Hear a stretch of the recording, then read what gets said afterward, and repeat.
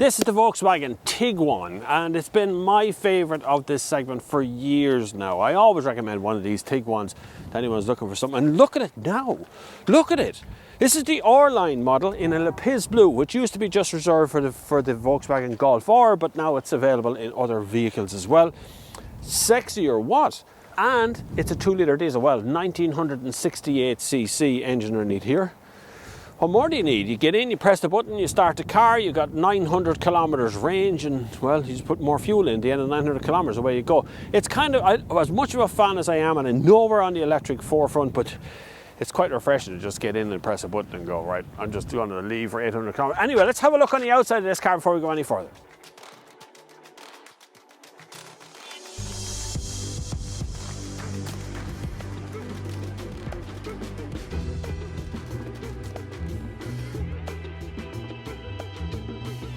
I'm sure you're a bit sick of these three letters, but the Tiguan sits on the legendary MQB chassis, which makes it sharp and a little fun to drive. The R-Line exterior gets much more purposeful look than the very popular standard Tiguan or Tiguan Life or Elegance. You get 20-inch Suzuka alloy wheels along with the R-Line body kit design and spoilers. And yes, it does have fake exhaust vents on the back. I think they look good. 4Motion comes as standard on the Tiguan R line, but it's that diesel engine that makes me miss the old days. I don't know if it's a good thing or a bad thing for you, but this is powered by Volkswagen's 2-litre diesel engine, 1968cc.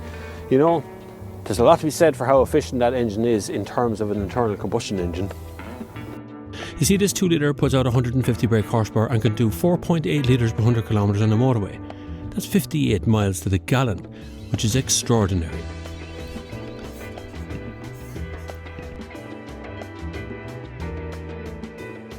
So into the front seat, and you can see I have absolutely tons of room in here as well. And when I start it up, you get that familiar diesel sound. Just diesel, right?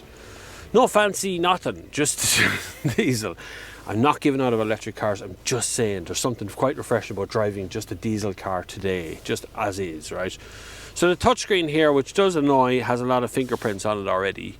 I haven't really used all that much, it's just kind of touching the Apple CarPlay symbol, which it does have Apple CarPlay, Android Auto, I like that.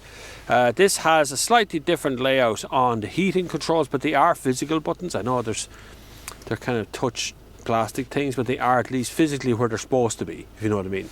So they don't move about, and it's a touch feely pad, so you can actually do that on it as well, which I quite like. So you can roll it up and down there, pretty straightforward. Heated seats as well on this. Down here we have mode just up here, so you can have sport, individual, eco, and so on through the list there. Then you have auto hold, a handbrake. It's a DSG 7-speed as well, which is quite nice. 2 USB-C ports in the front, and then you have a digital dash here as well, which if I just click OK to get rid of that, you can see the compasses there. You can go through different audio, telephone, vehicle accessories, driving data, the usual sort of stuff. If I go to driving data, I might have some idea here. So overview, there we go. We've done an average of 6 litres per 100 kilometres. Not pretty good. I think that's pretty good. We've half a tank of juice left, easy enough. It's been a pretty busy week, and in that it's not too bad. It's really done very good fuel economy. It's refreshing to get into a car and see 800 kilometres to empty. These little haptic feedback buttons that are here are not really buttons, but they do get a little bit dirty, as you can see. So when you touch them enough, they're actually a little bit dirty. But that's active cruise control on this side, and then on this side you get all the controls for the screens up here. And you have voice control as well. And then even up here on the top of the dash, you've got a little glove box. Down on the side here, you've got 2 glove boxes. There's carpet on the outside only, plastic on the inside. Shame to get rid of that carpet that was on the inside of the door panel. Just makes things rattle about a bit. But there's plenty of room for everything in here, and you have 2 very big, decent cup holders right here in the centre that are quite practical. And then a good armrest that extends out and lifts up and does all kinds of things. Lovely, gorgeous interior. Let's go for a drive and see how we feel about the car after that. So then we come to the back seat of the car as well, of which there is just tons of room back here. I mean, look at that seat set for me. I could fit another, well, good fist and a half between those. Tons of headroom. It's just ideal for me. Like, this even has an armrest. It's just so comfortable. 12-volt socket. Shame it doesn't have a USB port back here, but at least it has a 12-volt socket, right? It's a Volkswagen A few things I do like immediately about the car before we even get going is it has active wing mirrors that are telling me what's in the blind spot. Now, a lot of new cars have that. A lot of cars have that as standard, but what I really like about those ones is they light up in your eye line. So as soon as something moves in the mirror, you look at the mirror and on the side of the mirror there's a light. And I like that a lot.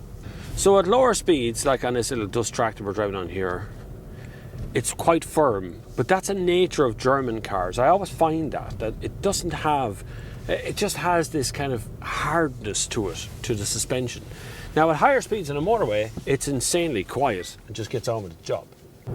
Once you're on the move though, once you're actually starting to go with it, it's fine. Everything is great in the Volkswagen world in suspension terms. Now, I'm moving along here at Kildare Golf Club, Kildare, hometown here is where I am actually, driving into Kildare town. But this is a beautiful car just to ponder around in. And I know that sounds like very dismissive for these small SUVs. Lots of people don't like small SUVs, but this isn't small.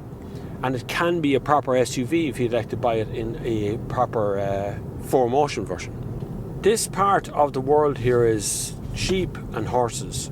That's Kildare. The army used to be here, but not anymore. But this car fits in perfectly into the horsey world because it can actually tow pretty well. We put some details up on the screen there about towing. Its range is just, well, come on. Getting in and seeing 800-900 kilometers on the dash and then being able to achieve that as well is outstanding, you know.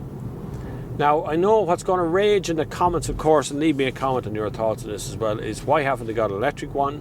Why are we testing diesel ones still? What's going on? Realistically, I sat at a press conference from Volkswagen the other day about the future of the brand and what it's going to do. So, as I pull up here to the traffic lights, let's get into a little bit of debate. So I was at a press conference the other day from Volkswagen. Volkswagen reckon that they're going to be fully automated driving, at least on the motorway, by 2030. So by 2030, we won't need to drive it. We won't handle the steering wheel at all on the motorway in a Volkswagen. Probably sooner in certain other brands, or maybe even sooner from Volkswagen. But the plan is to have it completed by 2030. Also by 2030, there'll be no more diesel or ICE engine cars really being produced, or that's what they say. Now, whether that's actually true or not, I don't know.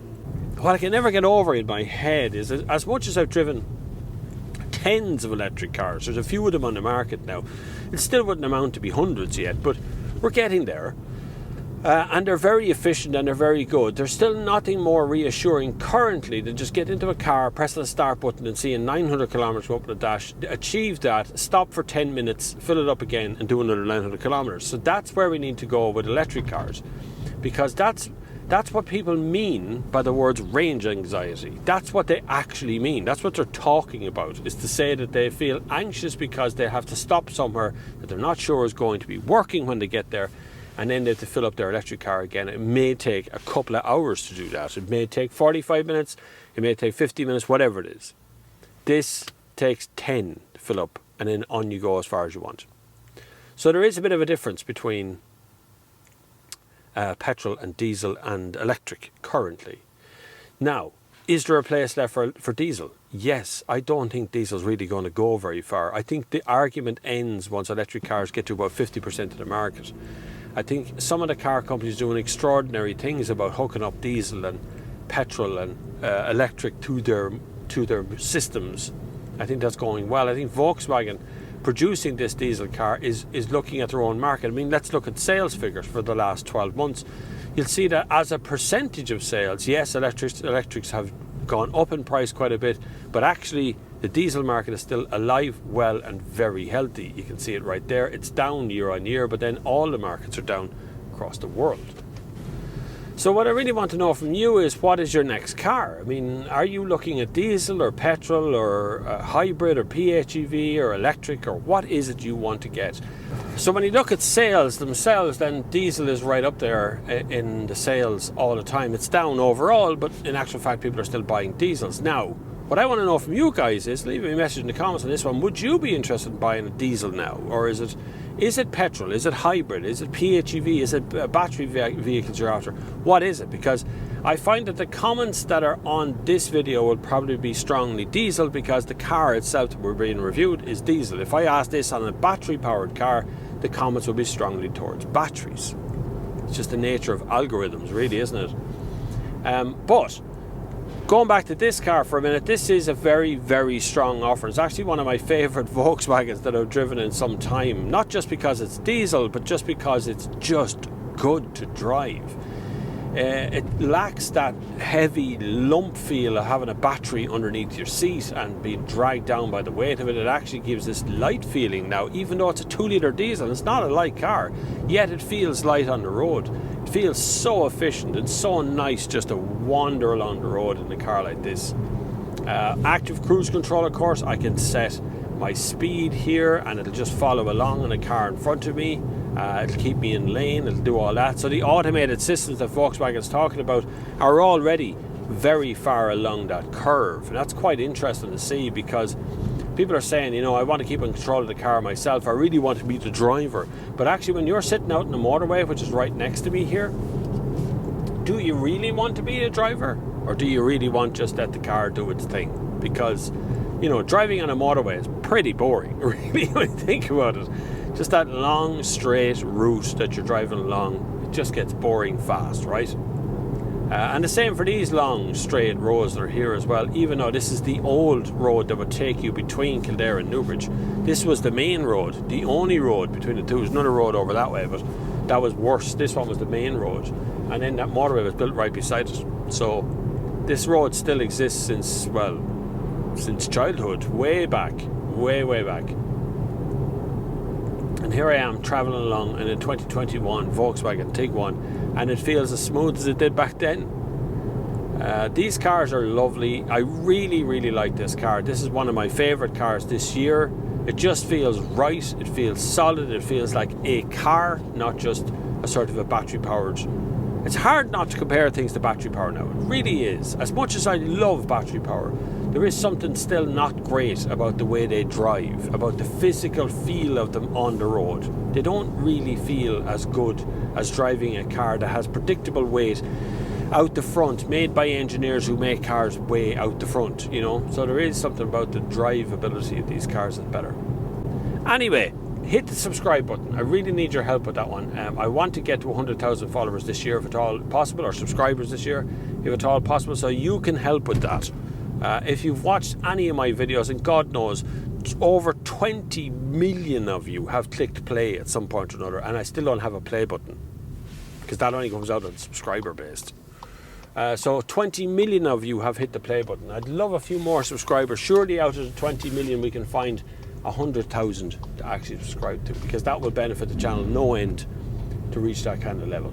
Whatever happens, subscribing is free. Thank you very much to all the patrons, to all the PayPal guys, to all the guys who put money into channel memberships and all that. Thank you. You're very good. It really does mean a lot to me, honestly. I know it's always hard for me to find time to get into everybody, but it really does mean a lot to me to do that.